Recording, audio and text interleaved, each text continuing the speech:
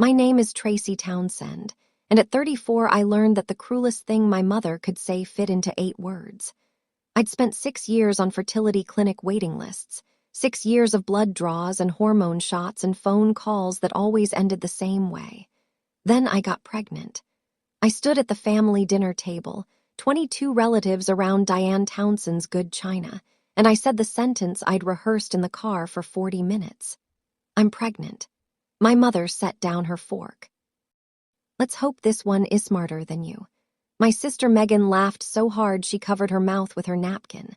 My father, Roger, checked his watch. Can we eat now? I looked across the table at my husband, Daniel. He nodded once. I reached into my coat pocket, unfolded a single sheet of paper, and stood up. It was a letter my obstetrician had written for me. 3 paragraphs, plain English, no medical jargon. By the 3rd sentence, my mother was crying. But here's what none of them expected. By the time I sat back down, every person at that table knew exactly who the real disappointment was. Welcome back to calm drama stories, where ordinary people meet impossible families and quiet courage gets the last word. If a story has ever made you feel less alone at your own dinner table, you're in the right place. Drop a comment telling me where you're listening from and be sure to subscribe. I work in healthcare data, not the glamorous kind.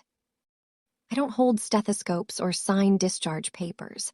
I sit in a windowless office on the 3rd floor of Regent Regional Hospital, and I read numbers until they confess what went wrong. Readmission spikes, billing anomalies, infection clusters buried in 3 years of intake forms. I'm the person who finds the 1 decimal everyone else scrolled past. The job requires patience, stubbornness, and a tolerance for being invisible. Those happen to be the 3 things the towns and family raised me to be. My mother, Diane, taught 4th grade for 31 years. Megan followed her into medicine and kept climbing. Obgyn, chief resident by 30, partner track by 35. Roger sold industrial valves and came home at 6 and read the paper and said nothing. Somewhere between Megan's white coat ceremony and my associate degree in applied statistics, the family decided on our roles. Megan was the future. I was Tracy. When relatives asked what I did, my mother would wave her hand. She works with computers. Daniel was the first person who ever asked a follow-up question. We met at a hardware store.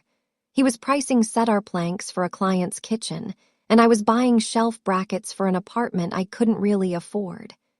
He builds furniture, custom cabinetry mostly, and he listens the way wood listens to a lathe, patiently, letting the shape come. He proposed on a Tuesday morning over cold cereal because, he said, he didn't want me to think love had to be a performance. We bought a small house near the river. He built the dining table himself, and for 3 years before the tests and the clinics and the waiting, that table felt like enough. The trying started quiet. Then it got loud in all the wrong ways. The first year was just calendar math and cheap tests from the drugstore. The second year brought a referral. The third brought the first specialist and the first needle. And the first time Daniel held my hand while a technician measured something inside me with a wand. I lost the first pregnancy at 9 weeks. I was at work. I felt it happened in my office chair, and I drove myself to the ER because I didn't want to bother Ranione. That's who I was then. The woman who apologized for bleeding. The second loss came at 11 weeks. The third at 7. Each time the clinic used the same phrase, unexplained recurrent loss. I wrote it on a sticky note once and stared at it like it was a data set missing its key variable. I never told my family, not any of it. I told Daniel, obviously, and my friend Carla from the billing department, and the intake nurse who remembered my name by the 4th visit. But I didn't tell my mother. I didn't tell Megan. I definitely didn't tell Roger because I knew exactly what they'd say. Diane would find a way to blame my diet, my job, my timing. Megan would tilt her head and use the word unfortunately in a sentence that also contained the words your age. And Roger would check his watch. So I carried it alone. The appointments, the injections, the 6 a.m. blood draws that left bruises in the crook of my elbow. I hid under long sleeves at Sunday dinners. 6 years of swallowing grief like it wassed up water. I thought I was being strong. I was just being alone. The label started early. I struggled to read in first grade. Letters rearranged themselves like furniture in a room I kept walking into wrong. Nobody tested me. Diane was a teacher. You'd think she would have caught it, but what she caught instead was embarrassment. Parent-teacher night, my second grade year. She pulled my worksheet off Mrs. Kendall's bulletin board and folded it into her purse before anyone could see the red marks. "Honestly," she said in the car loud enough for Megan to hear. "How are you, my daughter?" That sentence worked like a stamp. It pressed into every report card, every family barbecue, every Thanksgiving where Megan recited her residency milestones, and I passed the rolls. By the time I graduated community college, summa cum laude, not that anyone asked, the Townsend verdict was sealed. Tracy was sweet. Tracy tried hard. Tracy was not smart. Megan never missed an opening. At Easter 2 years ago, she poured herself a second glass of wine and smiled at me across the table. Tracy reads spreadsheets. She told Aunt Linda's husband, "I read patience." Diane laughed. Roger reached for the bread. I excused myself to the bathroom and stood there for 4 minutes counting the tiles on the wall because I'd learned that counting was the thing that kept me from saying something I couldn't take back. What none of them ever looked at, because looking would have meant revising the story they'd all agreed on, was that the girl who couldn't read in second grade had taught herself to find patterns no one else could see. I was never the dumb one. I was the quiet one. And in my family, those sounded exactly the same. When I was 8, I found a box. It was on the top shelf of the hallway closet, pushed behind a stack of old quilts and a broken humidifier. Cedar, the kind Daniel would later teach me to identify by smell. Warm, dry, slightly sweet, like a drawer that hadn't been opened in a decade, which it probably hadn't. It was looking for construction paper for a school project. I pulled the quilts forward and the box slid to the edge. It was small, maybe the size of a shoebox. I remember the grain of the wood was dark with age. I had one hand on the lid when my mother appeared behind me. I didn't hear her come down the hall. She took the box from me so fast I felt the edge scrape my knuckle. "Don't ever touch that." She didn't yell. That was what made it stick. Diane Townsend yelled about dishes in the sink and shoes on the carpet and C-minuses in spelling. She yelled about everything that didn't matter. "This," she said quietly, and then she put it back behind the quilts and closed the closet door. I asked Megan about it once. Years later, in the offhand way you ask about something you're pretending not to care about, she shrugged. "Mom's old stuff. Don't be nosy. I was 8. I wouldn't open that box for 26 more years. But the smell of cedar, warm, dry, slightly sweet, stayed with me like a word I'd heard once Anne couldn't quite define. You know, the kind you keep turning over in your head, waiting for the sentence it belongs in. Daniel wanted me to tell someone, not my mother. He knew better than that. But someone, a friend, a counselor, a stranger on a bus, anyone who could help carry the weight I kept stacking neatly in the back of my skull like files in a cabinet nobody opens. "You don't have to earn this," he said one night, sitting on the edge of our bed while I organized injection Suplacinto-labeled bags. Not with me. He meant love. He meant help. He meant the thing I'd spent 30 years believing had conditions attached. I kissed his forehead and told him I was fine. He didn't argue. He went to the garage and sanded a tabletop for 3 hours because that's what Daniel does with worry. He smooths it into wood. The treatments cost us $14,000 out of pocket the first year, $22,000 the second. Insurance covered diagnostic blood work and exactly nothing else. I kept a spreadsheet. Column A, date, column B, procedure. Column C, cost. Column D, outcome. The outcome column was mostly one word, negative. I didn't cry at the results anymore. I just updated the spreadsheet and booked the next appointment. Perfectionism is a quiet disease. It looks like competence from the outside. It looks like a woman who has her life together, her budget color-coded, her pain filed alphabetically. But inside, it's just a person who believes that if she controls enough variables, the universe will eventually cooperate. I controlled everything I could. I scheduled every shot, tracked every hormone level, cross-referenced every study, and I told no one in my family because telling them would mean admitting I was failing at the one thing they already expected me to fail at. The fifth loss broke the pattern. Not because it hurt more, they all hurt the same, which is to say completely, but because of what happened after. I was sitting in the clinic lobby filling out the same forms I'd filled out 4 times before when my phone buzzed. Diane, Tracy, your sister's being honored at the Medical Society dinner next Friday. Make sure you're there and wear something appropriate. I set the phone face down on the clipboard and stared at the wall and thought, I am sitting in a waiting room after my 5th miscarriage, and my mother is worried about my dress code for Megan's award ceremony. That was the Tuesday I stopped being sad and started being methodical. My regular OB referred me to a specialist named Dr. Renata Hale.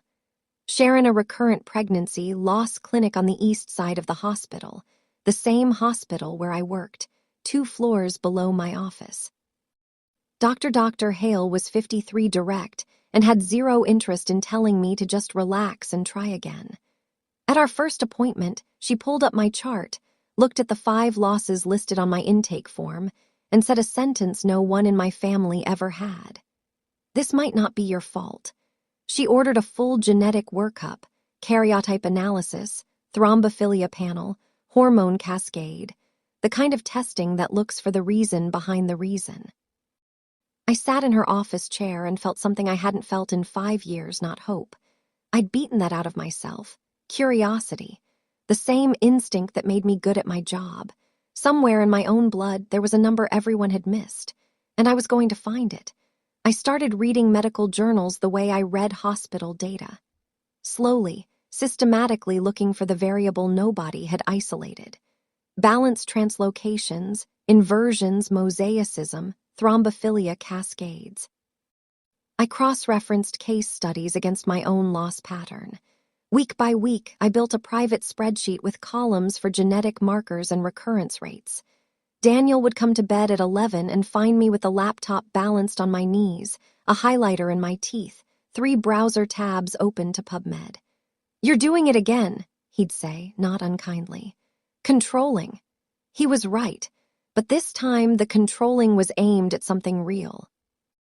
I told Megan about the genetic workup during a phone call, casually, almost as an aside, the way you mention a dentist appointment.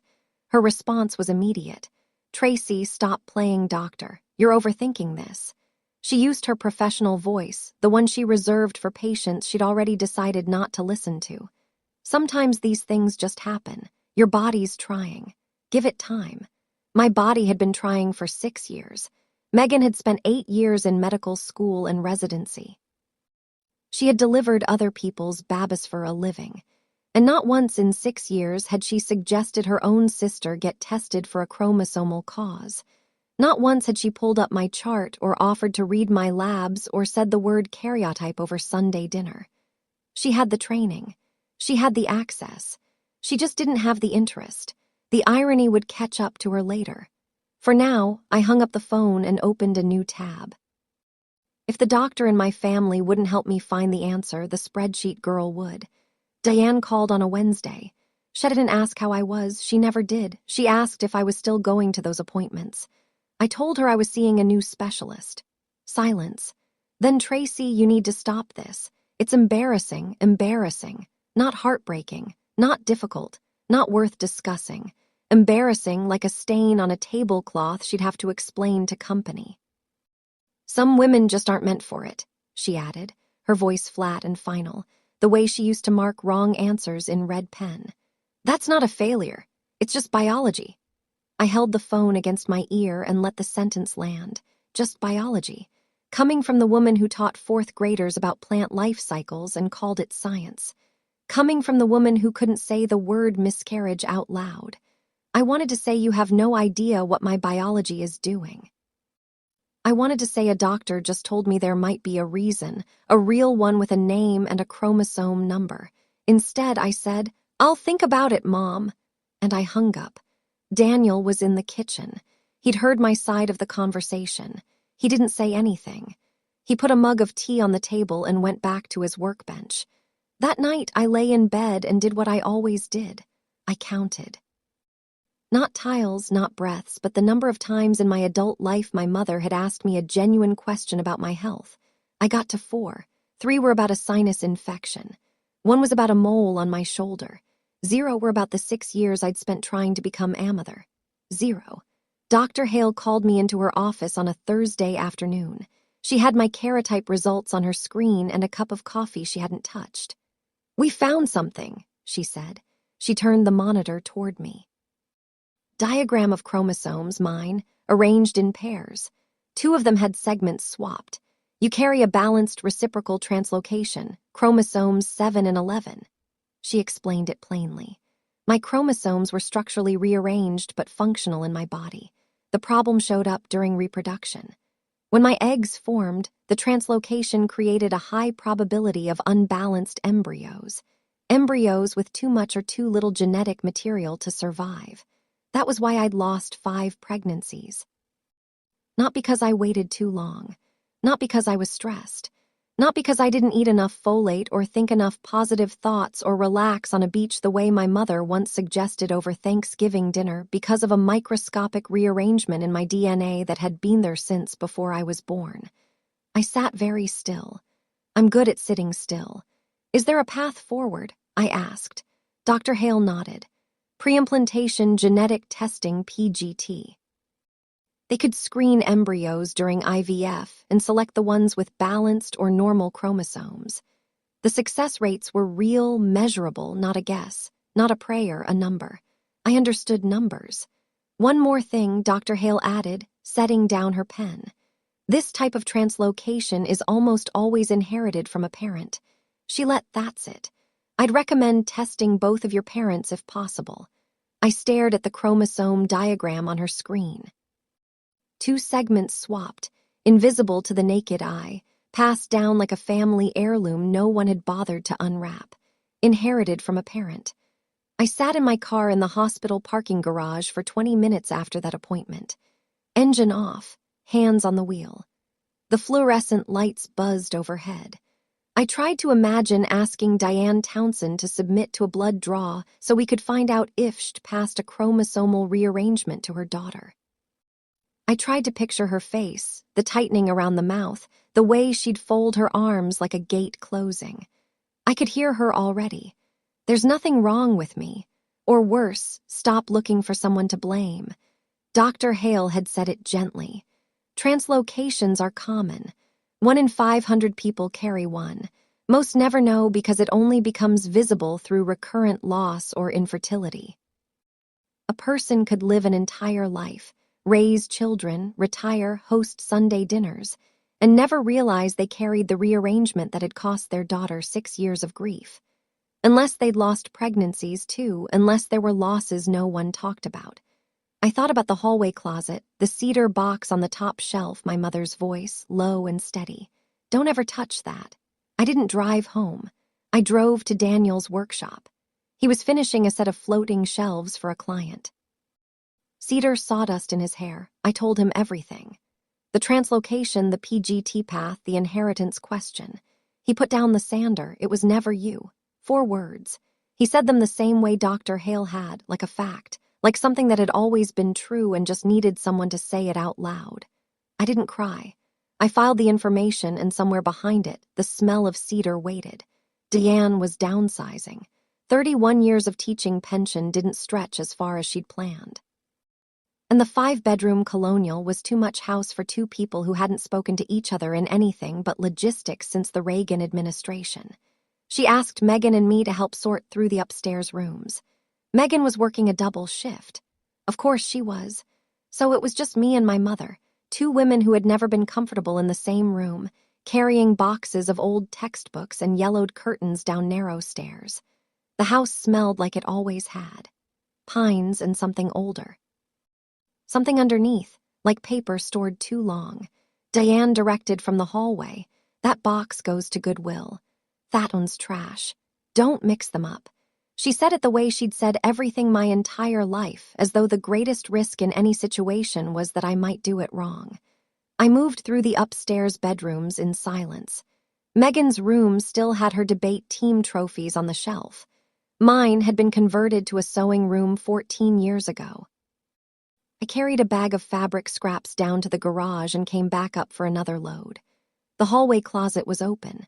The quilts had shifted. And there on the top shelf, exactly where it had been 26 years ago, was the cedar box. Same dark grain, same brass latch. My mother was in the kitchen. I could hear the faucet running. I stood in the hallway and smelled the cedar. Warm, dry, slightly sweet. And I was 8 years old again, except this time I didn't have anyone's hand to stop mine. I opened the box. Inside, a pale yellow knitted hat small enough to fit in my palm.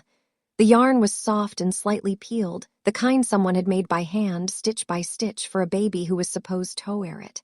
Beneath the hat, a hospital bracelet. The plastic had yellowed, but the print was still legible. Townsend Baby Boy. November 3rd, 1991.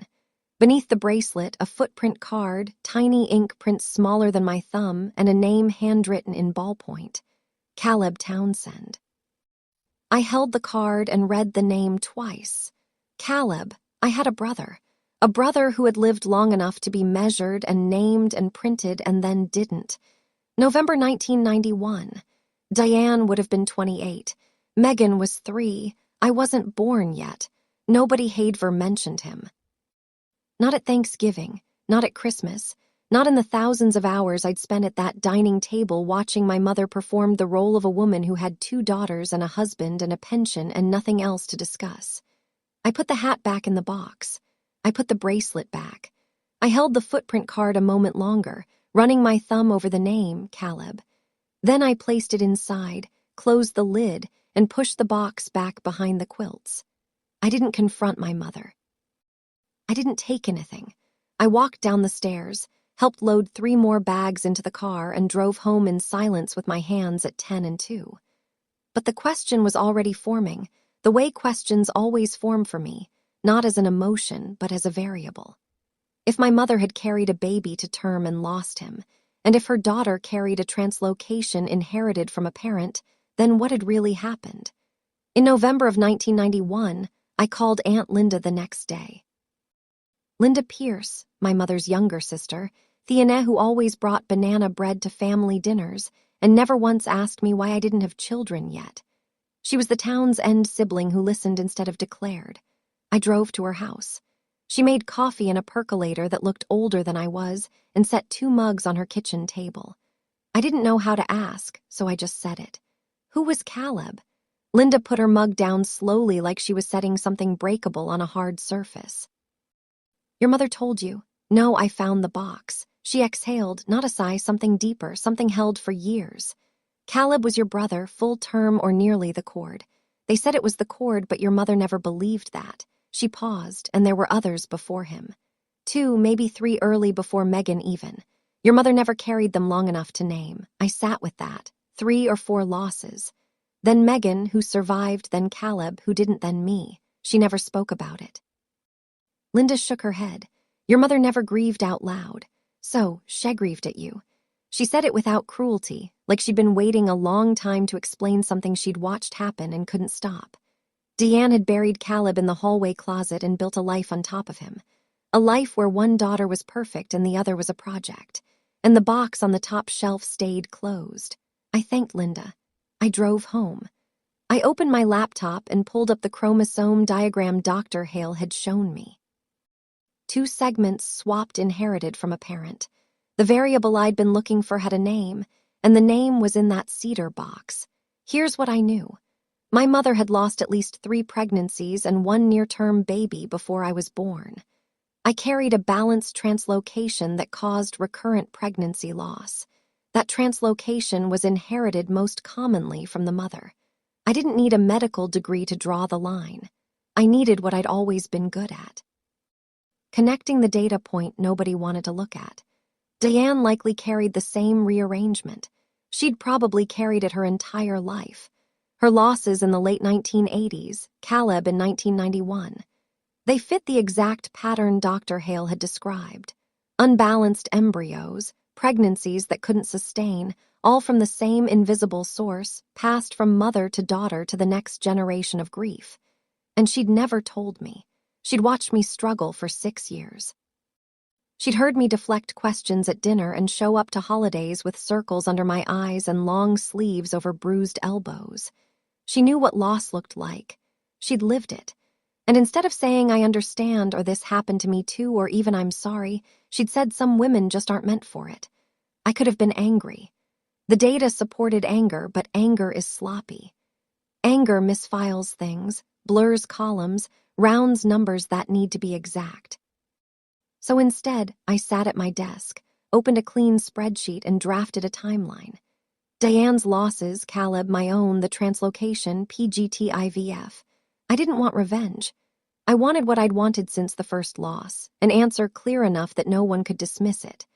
I was going to ask Dr. Hale to write a letter, plain English, no jargon, short enough to read out loud at a dinner table. We started PGTVF the following month. The process was brutal and precise. Exactly my kind of thing. Hormone injections, egg retrieval, fertilization. Then the part that made it different from everything we tried before, genetic screening of each embryo. Of the 9 embryos that developed, 3 came back normal. 3 chances. The odds had never been this clear. Dr. Hale and I sat in her office after the results, and I asked her for something unusual. "I'd like you to write a letter for my family." She looked at me over her glasses. What kind of letter? The kind that explains what happened to me in language my mother would understand. The diagnosis, the cause, where it came from. Dr. Hale was quiet for a moment. Then she pulled a legal pad from her drawer. How long? 3 paragraphs. She wrote it the same week. I read it once in her office, folded it into thirds, and put it in my coat pocket. I didn't read it again. I knew what it said. Paragraph 1, the pregnancy status. Paragraph 2, the translocation diagnosis and what it meant. Paragraph 3, the inheritance pattern, that this condition is passed through the maternal line. 3 paragraphs, each one a sentence my mother had spent 35 years making sure no one would ever say out loud. I almost didn't ask for that letter. For 34 years, I'd been told to keep my head down and stop making things awkward. If you've ever stayed quiet just to keep the peace at your own table, stay with me because the next part is where I stopped. Hit subscribe if you've been there, too. The first transfer failed. The embryo didn't implant. I updated my spreadsheet, booked the next appointment, and didn't tell anyone. The second transfer took. 2 weeks later, a blood test confirmed what 6 years of trying had never produced, a viable pregnancy. HCG levels rising, doubling every 48 hours, the way the textbook said they should. Daniel was standing in the kitchen when I told him. He was holding a spatula.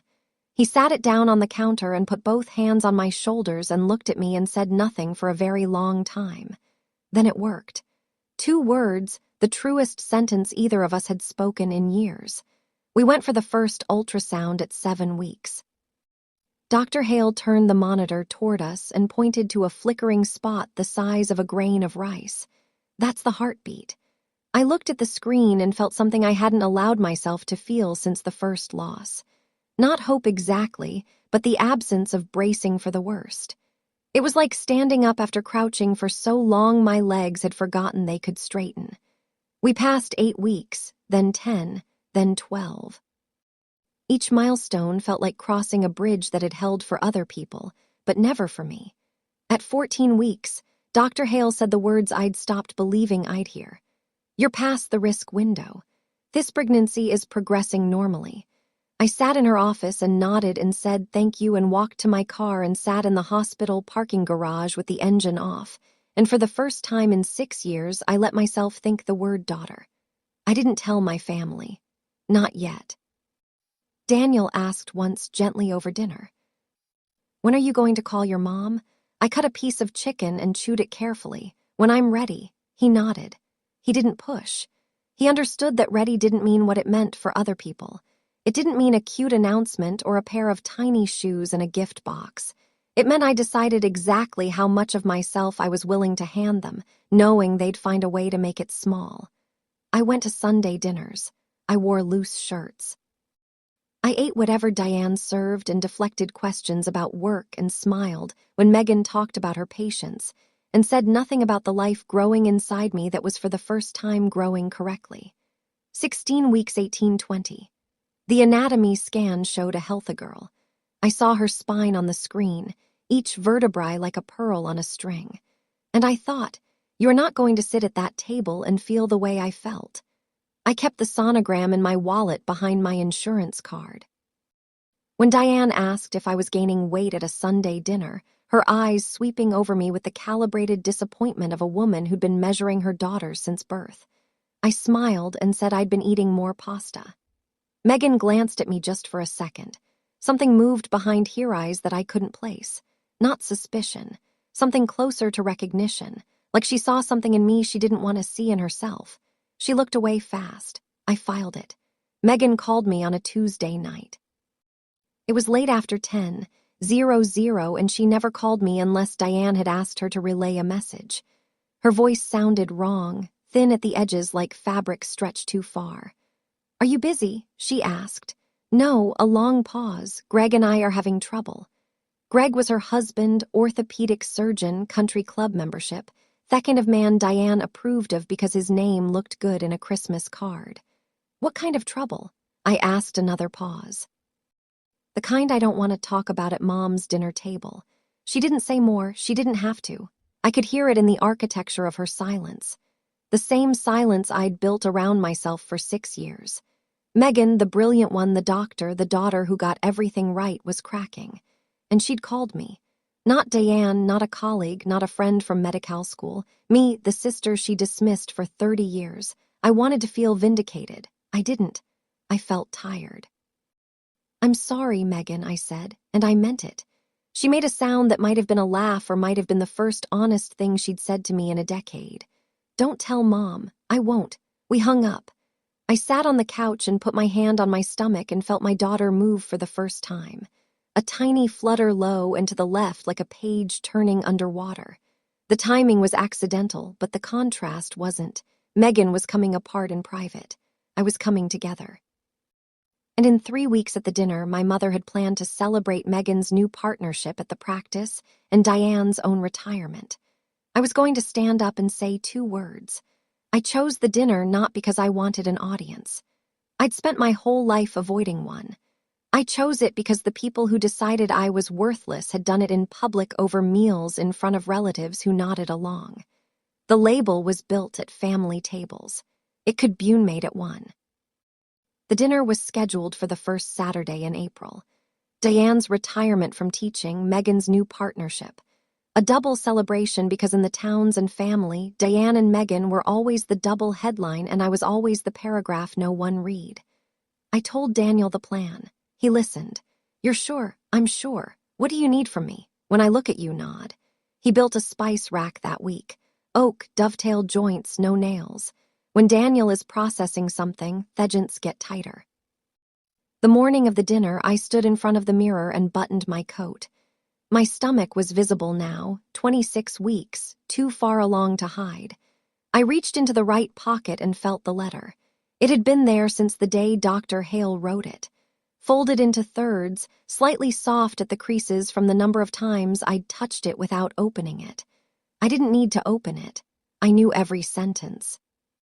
I folded that letter into my coat pocket and practiced reading it in the car until my voice stopped shaking. I wasn't going to yell. I was just going to read. If you're rooting for me to finally say it out loud, drop a single word in the comments. Read. I'll see it now. Let's go to dinner. Diane's house smelled like roast and pine sol and the cedar that always lived underneath. The scent that had lived in the hallway closet for 35 years. She'd set the dining room up for 22. The good china. Ivory with a gold rim. Used twice a year, washed by hand. Real cloth napkins. A centerpiece of white lees because Diane believed flowers belonged at celebrations the way credentials belonged on a wall. The guest list: Roger, Megan, Greg, Aunt Linda, Uncle Paul, 4 cousins, 2 in-laws, and a handful of Diane's retired colleagues, every seat assigned. Mine was between Uncle Paul and a former vice principal named Dorothy, which told me exactly where I ranked in my mother's seating chart, between someone who wouldn't talk to me and someone how wouldn't notice. Daniel sat across the table. He'd worn his good jacket, the one he saved for funerals and anniversaries. He looked at me when we sat down and gave a small nod. Not the nod, not yet, just a check-in. I'm here. The room was warm, voices layered, Megan accepting congratulations, Diane narrating her 31 years of teaching to anyone who'd listen, Roger opening a second bottle of wine without saying a word. I sat in my chair with my coat on the back of it, the letter in the right pocket, and I ate my salad and listened to my family celebrate the two women they'd always been proud of. The hallway closet was 12 FT from where I sat. Behind the quilts, the cedar box held its silence. Caleb's footprint card waited where I'd placed it back. Everything in that house was exactly where my mother had put it, including me. Diane tapped her glass at 8:15. The room quieted. She stood at the head of the table in a cream blouse and the pearl earrings she wore to church and looked out over her family with the expression of a woman who had arranged every detail and expected every detail to hold. I want to thank you all for being here tonight. 31 years in the classroom and I can finally say I'm done telling other people's children what to do. Polite laughter. She turned to Megan and to my daughter, my Megan, who just made partner at Ridgeline Women's Health. We always knew you'd get there. She raised her glass. The table followed. Megan smiled. Greg squeezed her shoulder. Linda raised her glass quietly. Roger poured himself more wine. I watched from my assigned seat, my hand resting on the napkin in my lap, and waited. This was the pattern. Diane would toast Megan. The room would applaud. Then someone would bring out dessert, and the evening would fold into small talk and compliments until everyone went home and the good china went back into the cabinet for another 6 months. That was how it always went. The celebration, the roles, the script, Megan at center stage, Tracy in the margins. Except night, I had a coat on the back of my chair with a letter in the pocket and a 26-week-old daughter who had never heard anyone call her mother dumb. Daniel caught my eye across the table. His hands were folded on the placemat. Calm, I took a breath. I put my napkin on the table. I stood up. 22 faces turned toward me, and I said the 2 words I'd waited 6 years to say: I'm pregnant. The table went quiet, not the polite quiet of someone finishing a toast. The real kind. The kind where forks stop moving and ice settles in glasses and you can hear the hum of the refrigerator in the kitchen. 22 people looked at me. I looked at my mother. Diane's face did something I'd seen 1,000 times. The recalibration, the quick pass behind the eyes where she sorted what she'd just heard into the categories she kept for me. Inconvenience, embarrassment, or irrelevance. It took her less than 3 seconds. She picked up her wine glass. Well, a sip then. Let's hope this one is smarter than you. 9 words. Same cadence she'd used on report cards and spelling tests. And the night I told her I'd been accepted to the hospital's analytics program. Same dismissal, same delivery, same message. Whatever you do, Tracy, it won't be enough. Megan was sitting to Diane's left. She put her hand over her mouth, but not fast enough to hide the smile. At least now she won't be the only disappointment in the family. She said it to Diane, not to me. Like I wasn't even in the room. Like my child was already a punchline. Roger reached for the bread basket. He didn't look up. Can we eat now? 22 relatives, not one of them spoke. Aunt Linda had her hand flat on the table. Uncle Paul stared at his plate. Dorothy, the vice principal, cleared her throat and said nothing. The room waited for me to sit down to fold myself back into the margins the way I always had. I looked across the table at Daniel. His hands were still folded. His eyes were steady. He nodded. I didn't sit down. I reached behind me, slipped my hand into my coat pocket, and felt the letter. The paper was soft at the folds. I'd carried it for 11 weeks. Through grocery stores and staff meetings and ultrasound appointments, and the 20-a-nut drive to this house where I'd spent 30 years being made small, I pulled it out, unfolded it. The room watched. I could feel 22 sets of eyes, and the particular silence of people who are not sure whether they're witnessing a scene or a breakdown. Diane's face had shifted. Not to concern, not yet, but to the controlled alarm of a woman who suspects the script is about to change and hasn't been given the new pages. "What is that?" she asked. Her voice was sharp, the voice she'd used when I reached for the cedar box at 8 years old. "It's a letter," I said. My voice was even. I'd practiced that from my obstetrician, Dr. Renata Hale. She's a specialist in recurrent pregnancy loss. The word recurrent landed on the table like a stone in a pond. Megan's smile disappeared. Roger put down the bread. "I spent 6 years trying to have a baby," I said. "I lost 5 pregnancies. I never told any of you because I knew what you'd say. I looked at Diane. I know what you just said." My mother opened her mouth. I held up one hand, the same hand she'd slapped the cedar box out of when I was a child. "I'd like to read the letter now," I said. "All of it, and then I'll sit down." The room was completely still. Daniel's hands were folded on the placemat, steady as the table he'd built for our kitchen. I looked at the first line. I read, "Dear Tracy, I'm writing this letter at your request so that you may share it with your family. Your current pregnancy is healthy, viable, and progressing normally at 26 weeks. Your daughter is developing on schedule and all indicators are strong." I paused, not for effect, for breath. 22 people listened. My mother's hands were flat on the tablecloth. I continued, "Over the past 6 years, you have experienced 5 pregnancy losses. After extensive testing, we identified the cause. You carry a balanced reciprocal translocation involving chromosomes 7 and 11. This is a structural chromosomal rearrangement that does not affect your own health, but creates a high probability of genetically unbalanced embryos during reproduction. This is not a lifestyle factor. It is not caused by stress, diet, timing, or personal failure. It is a documented, identifiable medical condition that has been present in your DNA since birth." I heard someone exhale. I didn't look up. I read the third paragraph. "This type of translocation is inherited, passed from parent to child. Given your family history, including documented pregnancy losses in the previous generation, the clinical evidence strongly indicates you inherited this condition from your mother." I stopped reading. I didn't need to say anything else. The sentence did what sentences do when they carry the weight of 35 years of silence. It sat in the middle of the room and waited for someone to look at it. Deanne looked at it. Her face changed. Not their calibration I'd seen 1,000 times.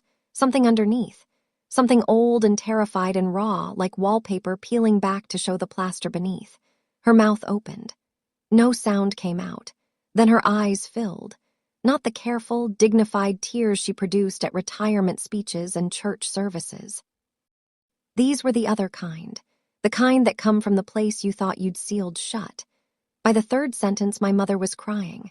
The table understood before Diane did. You could see it moving through them. Linda first, then Paul, then the cousins. The slow recognition of what passed through the maternal line actually meant. It meant Diane carried it. It meant Diane's losses. The ones nobody talked about, the ones buried in a cedar box on the top shelf of a hallway closet, had the same invisible cause. It meant the woman who had spent 6 years calling her daughter a disappointment for failing to carry a pregnancy had passed down the very condition that made those pregnancies fail. Diane's hands were trembling on the tablecloth. The tears were coming fast now, uncontrolled, the kind that make your breath hitch in ugly intervals. "You don't understand," she said. Her voice cracked. I lost. I had a she couldn't finish. The name she hadn't said in 35 years was stuck in her throat like a bone. Linda put a hand on her sister's arm. "Tell her, Diane, for once, tell the truth." Diane shook her head. She pressed both palms against her eyes. I didn't know it was that heat could. She was talking to no one. To the table, to the ceiling, to the son she'd put in a cedar box and never spoken of again. Megan sat frozen. The color had left her face. She was a doctor, an obgyn. She had spent 8 years in medical training and a career delivering other women's bobbies, and she had never once considered that her own sister's recurrent losses might have a chromosomal cause. She hadn't asked. She hadn't looked. She'd laughed. Roger stared at his plate. His watch hand stayed at his side. For the first time in my memory, he didn't check the time. I folded the letter 3 creases the same way I'd folded it 11 weeks ago in Dr. Hale's office. I put it back in my coat pocket. I didn't say you gave this to me. I didn't say you could have warned me. I didn't say Caleb. I didn't say any of the things a person says when they've earned the right to be cruel because cruelty was their language. It had never been mine. Deanne was still crying. The kind of crying that empties a room or fills it, depending on who you are. Megan reached for her water glass and missed. Roger's jaw worked like he was chewing something he couldn't swallow. The 22 relatives sat in the specific silence of people watching a family story rewrite itself in real time. I looked at my mother. I kept my voice level, the way I keep my voice when I'm reading numbers that don't lie. She doesn't have to be smart. She doesn't have to be the best. She just has to be loved. I put my napkin on Thedible. Daniel stood. He walked around to my side, pulled out my chair, and put his hand on the small of my back. We walked to the front door. Behind us, someone, Linda, I think, said something soft I couldn't hear. Deanne called my name. I heard it. I didn't turn around. Not because I was angry, because I'd said everything the letter had to say, and everything after that was hers to carry. Daniel opened the car door. I sat down. He got in on his side. We pulled out of the driveway in silence, and I held my hand against me stomach and felt my daughter move. 3 weeks passed. Nobody called. Then Linda did. She left a voicemail. Tracy, I just want you to know you were right to say it, and I should have said it years ago. She paused. Your mother's not okay, but that's not your job. I saved the message. A cousin I barely knew sent a text. You were incredibly brave. I never knew about any of it. Megan didn't call, not the first week, not the second. On the 23rd day, a text appeared. Can we talk? I waited 2 days and wrote back. When you're ready to be honest, yes. Diane tried once. Not a phone call, a letter. Handwritten, 2 pages. The penmanship perfect because she was a teacher and teachers don't send sloppy letters even when they're falling apart. Most of it was about her, about how hard it had been to lose Caleb, about how she didn't have the language for grief in 1991, about how she'd always been afraid I'd turn out like her, and how that fear had come out wrong. She didn't apologize. She didn't say the word sorry. What she did say at the end was I would like to meet my granddaughter. When you're ready, Daniel read the letter. She's still making it about her. I know. What do you want to do? I thought about it for a week. Then I wrote back short. You can be in her life, but it starts with the truth. All of it, including Caleb's name. Diane didn't respond for 11 days, then a single line.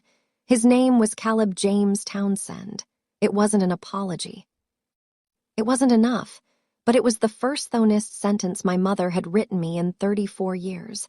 And I decided that was a place to start. She was born on a Tuesday in August at 6:42 a.m. 7B3. Dr. Hale delivered her. Daniel cut the cord. The nurse placed her on my chest, and she opened her eyes and looked at me with the unfocused curiosity of someone arriving somewhere new and deciding whether to stay.